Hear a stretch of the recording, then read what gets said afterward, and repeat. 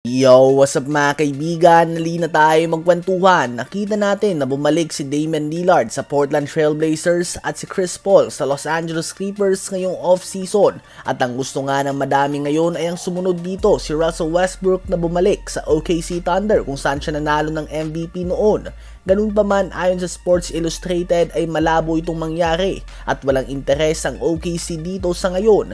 Ganun pa man, ang Sacramento Kings ay nananatili na nakaabang sa kanya at mukhang may mutual agreement na din sila. Sadyang hindi lang nga makapirma ng kontrata si Westbrook dahil hinihintay pa nila si Jonathan Kuminga. At hindi lang nga si Westbrook ang napapako dito, bagkus pati na din ang tulad nila Al Horford, Gary Payton II at D'Anthony Melton na rumored na may mga verbal agreement na sa Golden State Warriors.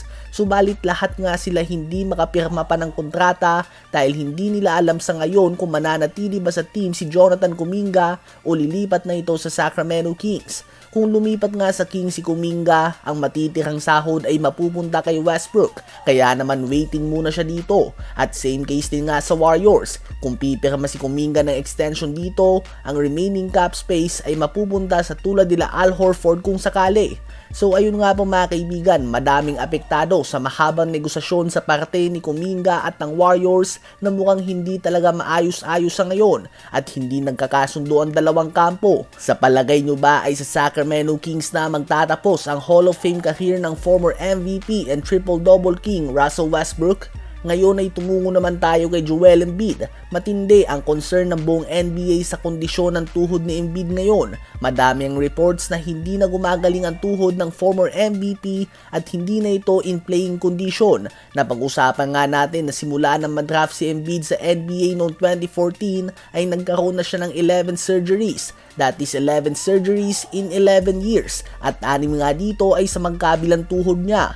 Kung pipilitin ni Embiid, baka nga daw ay magkaroon ito ng epekto sa kanyang araw-araw na pamumuhay at hindi lamang sa basketball. Kung sakali man nga na tuluyan na mag-retire si Embiid ay posibleng maging parte pa din siya ng Hall of Fame dahil sa kanyang MVP at multiple records na hawak niya sa franchise ng Sixers. Although it's very sad to see na ang talent na tulad ni Embiid bagamat nanalo ng MVP ay hindi natin nakita ang kanyang full potential dahil sa mga injuries na ito at hindi din siya nakaabante kahit sa conference finals man lang.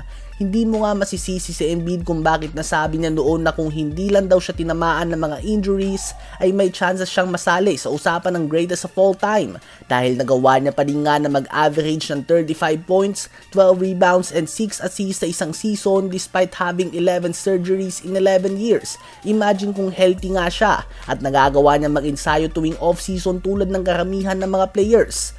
Ang nangyayari nga kay Embiid ay hindi siya nakakapaglaro ng peak condition dahil palagi siya nagpapahinga ng matagal, kaya naman ang kanyang stamina ay palaging kinakapos. Regardless kung ito man nga ang huling taon ni Embiid, sa mga nakapanood sa kanya ay alam natin na isa siya sa mga pinaka-talented na big man sa history despite the injuries. Ano ba ang masasabi niyo tungkol dito?